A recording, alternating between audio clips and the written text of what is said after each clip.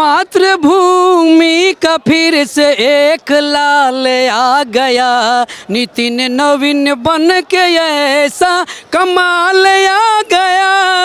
मातृभूमि का फिर से एक लाल आ गया, कमल खिलने लगे सबसे मिलने लगे, कमल खिलने लगे सबसे मिलने लगे। आज मौसम में फिर से बहार आ गया, मातृभूमि का फिर से एक लाल आ गया, नितिन नवीन बन कर एक कमाल आ गया। मातृभूमि का फिर से एक लाल आ गया। आमंत्रित करता हूं, आज के सभा में हमारे राष्ट्रीय अध्यक्ष जी आ रहे हैं, माननीय नितिन नवीन जी। उनके आने के उपलक्ष्य में हमारे माननीय रामदास अठावले डुप्लीकेट खड़े हैं, kindly come on. Thank you very much. मैं उनका स्वागत करना चाहूँगा। आइए रामदास अठावले जी। बरोबर है, ये लोग आए हुए हैं, इनको हम धन्यवाद देने के लिए आए हैं। ये हमसे मिलते नहीं है, ये आज बहुत भीड़ में खड़े हैं। ये देखो होम मिनिस्टर भी आए हैं, इनके बीच में हम आए हुए हैं। ये बाबा भीम के लोग हैं, हमारे पार्टी का नाम है RPI। बरोबर है, आप हमारे मंत्रालय में आना है, ये सबको बुलाना है, ये उसको समझ में नहीं आता है। मोदी जी ने हमको बुलाया था, हमने समय में गया था और सबको लेकर गया था। ये सभी महाराष्ट्र के लोग हैं, मोदी जी के साथ लेकर आने के लिए हमने कहा था। जर्मनी गए हैं, इसमें क्या वो अभी जर्मनी गए हैं, उनको मैं धन्यवाद दे रहा हूँ। जर्मनी से फिर आवेंगे, हम उनको वेलकम करने के लिए ये एयरपोर्ट पर जाएगा। इसको कुछ नहीं समझ में आएगा, उसको का हमने देखा है, उसका नाम रेखा है। रेखा जी कैसा काम कर रही है? अभी रेखा जी काम ठीक कर रही है, उनको हमने बुलाया है। 12 तारीख के जो प्रोग्राम है उनमें दिल्ली के मुख्यमंत्री रेखा जी भी है। हम उन लोगों के बीच में बैठकर काम करता है और बहुत अच्छा से करता है। ये बुद्धिस्ट लोग हैं, बाबा भीम के लोग हैं, संविधान बनाने वाले लोग हैं। हम उनके उपलक्ष्य में आने के अभी बरोबर है। कहेंगे आज नितिन नवीन राष्ट्रीय कार्यकारिणी अध्यक्ष बन चुके हैं, क्या कुछ कहेंगे, कितनी मजबूती मिलेगी इससे संगठन और पार्टी? देखिए, हम लोग बहुत खुश हैं और हमारी खुशी के पीछे कारण है कि एक युवा को, एक जुझारू व्यक्ति को, एक ऐसे व्यक्ति को जो बहुत ही आम परिवार से आता है, एक बहुत ही साधारण व्यक्तित्व रखता है और लोगों से जुड़ा हुआ है। लोगों से तात्पर्य जो हमारे युवा हैं, एक युवा शक्ति को जहां हमेशा संघर्ष करना पड़ रहा है बहुत लंबे समय से, आज उस युवा शक्ति को अपना एक नेतृत्व मिला है। और माननीय राष्ट्रीय अध्यक्ष जी नितिन नवीन जी को भारतीय जनता पार्टी के द्वारा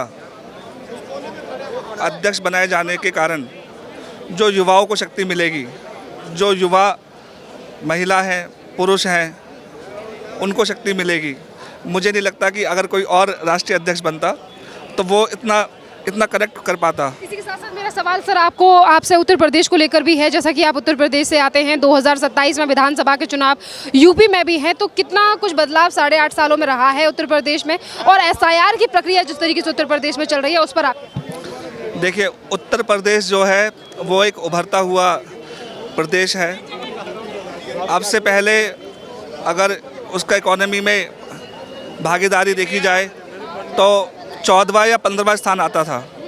आज वही उत्तर प्रदेश है जिसका भारत की इकोनॉमी में तीसरा सबसे बड़ा स्थान है। और हमारे जो आदरणीय मुख्यमंत्री हैं योगी आदित्यनाथ जी, उन्होंने जो शासन और प्रशासन को सख्त बना के जो पालन कराया है, जो एक डर, एक भय था अराजक तत्वों के द्वारा समाज के अंदर, लोगों के अंदर, उसको दूर किया है। दूसरा प्रश्न आपका था SIR को लेके। SIR जो प्रक्रिया है वो बहुत ही देरी से हो रही है, इसको बहुत समय पहले हो जाना चाहिए था, लेकिन फिर भी हम और हमारी पार्टी से जुड़ा हुआ हर कार्यकर्ता इस SIR को बहुत ही युद्ध स्तर पे, बहुत ही गंभीरता के साथ पालन कर रहा है और अपना कार्य कर रहा है।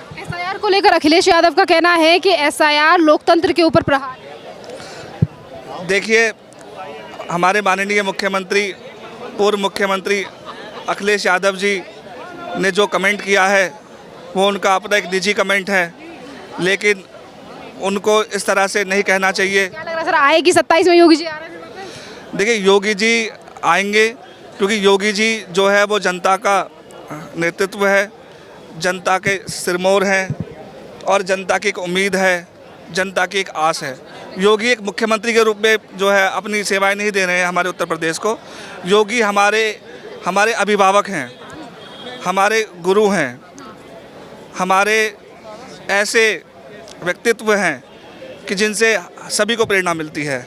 और वो प्रेरणा क्या है कि भारत की सेवा, भारत माटी की सेवा निस्वार्थ भाव से, बिना हल्ला गुल्ला किए, बिना किसी पे छीटा कसी किए, अपने कार्य पर निरंतर कार्य करते रहना, ये हमारी योगी जी की पहचान है। आप क्या कहेंगे सर, उत्तर प्रदेश में एसआईआर को लेकर जो प्रक्रिया हो रही है और जिस तरीके से घुसपैठियों को बाहर निकालने के लिए सीएम योगी आदित्यनाथ पहले ही कह चुके हैं कि घुसपैठियों को बाहर निकालेंगे, यहाँ रहने नहीं। देखिए, इसमें जो नज़रिया है, नज़रिए का है असर कि जो हमारी पार्टी है, जो हमारे अध्यक्ष साहब हैं, जो हमारे प्रधानमंत्री जी हैं, इनका साफ साफ जो निर्देश है वो ये है कि हमें सही रूप से अंदर अपने घर को स्वच्छता के साथ आगे बढ़ाना है। और एसआईआर को लेकर जो बातें बनी रही हैं अदर पार्टियों के द्वारा, अदर व्यक्तियों के द्वारा, तो वो कहीं ना कहीं बजाय सपोर्ट करने के वो उसको खंडन करने का प्रयास कर रहे हैं, जो कि लोकतंत्र के लिए, जो कि अखंड भारत के लिए, जो कि सभी व्यक्तियों की गरिमा के लिए कहीं ना कहीं चोट है। और जैसा कि आज हमारे जो अध्यक्ष साहब नितिन नवीन जी जो बने हैं राष्ट्रीय अध्यक्ष जी, ये इससे न केवल युवा को प्रेरणा मिलेगी बल्कि विकसित भारत के रूप में एक विज़न को क्लियर करते हुए, उद्देश्यों को पूरा करते हुए ये चेहरा सामने आया है, जो कि युवाओं को आगे लेके जाएगा। और साथ ही साथ आने वाले समय में जो हमारा प्रण है, जो हमारे उद्देश्य हैं विकसित भारत को लेकर, उसको पूर्ण रूप से हम सब 2047 से पहले शायद हम मना पाएँ। बताइए, आज नए अध्यक्ष नितिन नवीन जी जो युवा हैं, 45 साल की आयु है और बहुत सारी पार्टियों में, जैसे आपने विपक्ष में देखा होगा, उनके परिवार के इर्द गिर्द ही अध्यक्ष बनते हैं। क्या कहेंगे प्रधानमंत्री मोदी जी के इस फैसले पर? देखिए, हमारी भारतीय जनता पार्टी में कब किसको कहाँ से उठा के ले आए, क्या बना दें, कुछ नहीं पता। आप दिल्ली में मुख्यमंत्री रेखा जी को देख लीजिए, अभी आपके सामने उदाहरण है, 5 बारी के एमएलए, बिहार के मंत्री, सिर्फ 45 साल की उम्र में इतनी कामयाबी पाने के बाद उनको राष्ट्रीय अध्यक्ष बना दिया। भारतीय जनता पार्टी कुछ नहीं पता होता, वो परिवारवाद वाली पार्टी नहीं है, किसी को भी कहीं से बढ़ा कहीं पर ले आती है उसकी काबिलियत के अनुसार, उसकी मेहनत के अनुसार। तो राहुल गांधी, आपने देखा होगा कल रैली थी रामलीला मैदान में, वहाँ कहते हैं वोट चोर गद्दी छोड़, मोदी जी ने वोट चोरी कर दी है, बीजेपी, आरएसएस, मोदी, अमित शाह को हम भारत से हटा के रहेंगे। भाई साहब, बहुत हर्ष का विषय है। जहाँ उनकी सरकार बन जाए, जहाँ उन्हें बहुमत मिल जाए, वहाँ पर वोट चोरी नहीं हुई। जहाँ उनको बहुमत नहीं मिलता, उनकी सरकार नहीं बनती, वहाँ उनको लगता है वोट चोर वोट चोर। ये जनता को भड़काने वाली बात है, भड़काने वाली बात है, और जनता सब समझती है।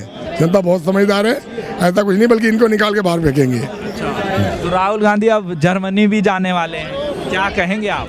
जर्मनी जाने वाले हैं, वो तो वैसे भी इटली के थे, अब जर्मनी जा रहे हैं, कोई बड़ी बात नहीं, कोई नई बात नहीं है। वो तो उनका भारत से कोई सरोकार भी नहीं है, बस वहाँ उन्होंने एंट्री ले रखी है। वो मेरे मानना है कि प्रवासी यहाँ पर वो। अच्छा, वो आए हर 1-2 महीने में विदेश की यात्राएं करते रहते, आपको क्या लगता है क्या करने जाते हैं? देखिए, मेरा मुंह मत खुलवाइए, सोशल मीडिया में कई बार आप देख चुके हैं। देश विदेश में उन्होंने कहाँ अपनी शादी कर रखी है, कहाँ ब्याह रचा रखा है। भारत में तो उनको अपनाता नहीं है, इसलिए विदेश में जाकर वहाँ शादी रचा लेते हैं, 2-4 महीने मिलने चले जाते हैं। विदेश में जाके भारत के खिलाफ क्यों बोलते हैं? वो है ही नहीं भारत के, उनको भारत से प्रेम ही नहीं है, भारत की मिट्टी से, भारत की धरती से। वो इटली से है, तो इसलिए वो भारत का गुणगान नहीं करते, इटली का और विदेश के गुणगान करते हैं, और विदेश में जाके भारत की खिलाफत करते हैं। तो लग रहा है वो कभी प्रधानमंत्री बन पाएंगे? इस जन्म में तो नहीं, अगले जन्म में शायद, इस जन्म में नहीं।